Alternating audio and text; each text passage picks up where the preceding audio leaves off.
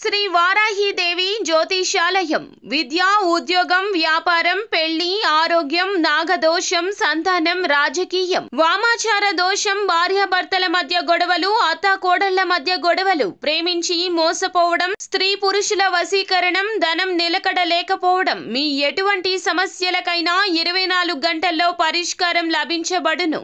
Number 1 వశీకరణ specialist Pandit Pawan Namboodiri, Kerala తాంత్రిక గురువు గారు. Phone number 9043637512. ఫిబ్రవరి 17 సోమవారం కుంభరాశి వారికి విధి వింత నాటకం ఆడబోతోంది. జాగ్రత్త. అందరికీ నమస్కారం. 2025 ఫిబ్రవరి 17 కుంభరాశి వారి జీవితంలో విధి ఏ విధంగా వింత నాటకం ఆడబోతుందో, ఏ విధమైన పరిస్థితులు కలుగుతాయో ఈ వీడియోలో తెలుసుకుందాం. ఛానల్కి స్వాగతం. అందరికీ నమస్కారం. ఈ వీడియోలో కుంభరాశి వారి యొక్క జాతకం గురించి పూర్తిగా తెలుసుకుందాం. ఈ వీరికి సంబంధించిన ప్రతికూల అనుకూల విషయాలను గురించి పరిశీలించబోతే గనక వీరికి ఉన్నటువంటి ప్రతి ఒక్క పరిస్థితిని, చేసుకోవాల్సిన దేవతారాధన, వీరు చేయవలసిన పరిహారాలను గురించి పూర్తిగా తెలుసుకుందాం. వీడియోని ఎక్కడా కూడా స్కిప్ చేయకుండా పూర్తిగా చూసినట్లయితే మేమేం చెప్పబోతున్నామో మీకు అర్థమవుతుంది. వీడియోలోకి వెళ్లే ముందు మా చిన్న రిక్వెస్ట్ ఏంటంటే, ఇంతవరకు ఛానల్ ఎవరైనా సబ్స్క్రైబ్ చేసుకోకుండా ఉన్నట్లయితే వెంటనే సబ్స్క్రైబ్ చేసుకుని పక్కనే ఉన్న గంట సింబల్ మీద ఆల్ అనే ఆప్షన్ ని క్లిక్ చేసినట్లయితే మేం చేసే ప్రతి వీడియో నోటిఫికేషన్ మీ వరకు చేరుతుంది. ఇక వివరాల్లోకి వెళ్ళిపోదాము. తులారాశి వ్యక్తులు చాలా మంచి మనస్తత్వాన్ని కలిగి ఉంటారు. ఈ రాశి వారు చాలా మొండి ధైర్యంతో ఉంటారు. ఏ పని మొదలుపెట్టినా కూడా పూర్తి చేసేంత వరకు కూడా మధ్యలో విడిచిపెట్టడానికి అస్సలు ఇష్టపడరు. ఈ రాశివారు ప్రజాకర్షణ స్వభావాన్ని అధికంగా కలిగి ఉంటారు. ప్రజాభిమానానికి సంబంధించినటువంటి విద్య, ఉద్యోగ, వ్యాపారాల్లో రాణిస్తారు. అందరితో కలుపుకుపోయే తత్వాన్ని ఈ రాశి వ్యక్తులు కలిగి ఉంటారు. ఈ విధమైన మనస్తత్వం కారణంగా 10 మందిలో కలిసి తిరుగుతూ ఉంటారు. ఈ విధంగా 10 మందిలో కలిసి తిరగటం మూలంగా కొత్త కొత్త విషయాలు వీరికి తెలుస్తాయి. అయినప్పటికీ ఆ తెలిసిన విషయాలు వెంటనే ఆచరణలో పెట్టేయకుండా మంచి చెడులను, ఫలితాలను బేరీజు వేసుకుని అమలు చేస్తూ ఉంటారు. అందరూ చేసే వ్యాపారం కాకుండా ఏదో కొత్తగా చేయాలి అనే తపన కూడా ఈ రాశి వారిలో అధికంగా కనిపిస్తూ ఉంటుంది.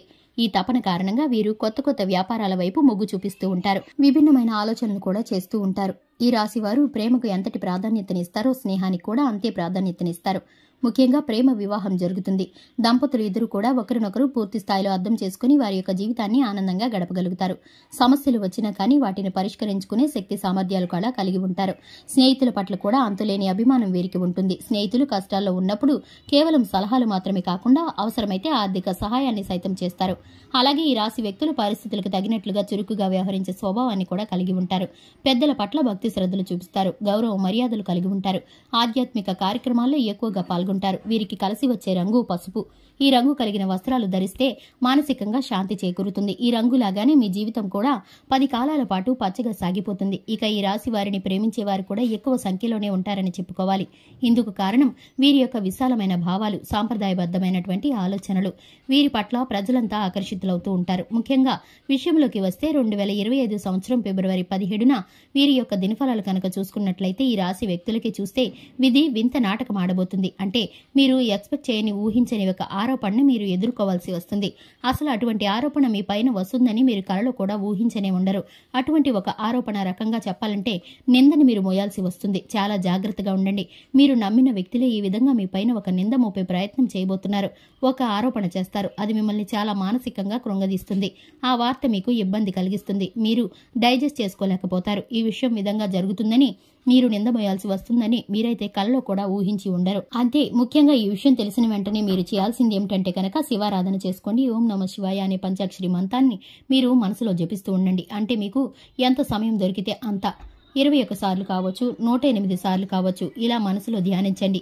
శివనామ స్మరణలో మీకు వీలైనంత సమయం గడిపి ఆ శివ భగవాను వేడుకోండి. మీకు కొంచెం ఉన్నటువంటి ఈ సమస్య నుండి ఆ శివ భగవాను మీరు కనుక వేడుకున్నట్లయితే ఈ సమస్య మీ దరిదాపుల్లోకి రాకుండా ఆ శివ భగవానుడు మీకు సహాయం చేస్తాడు. అలాగే హనుమాన్ చాలీసాను పఠించడం ద్వారా చక్కటి మేలుకరమైన ఫలితాలనైతే మీరు పొందుకుంటారని చెప్పుకోవాలి.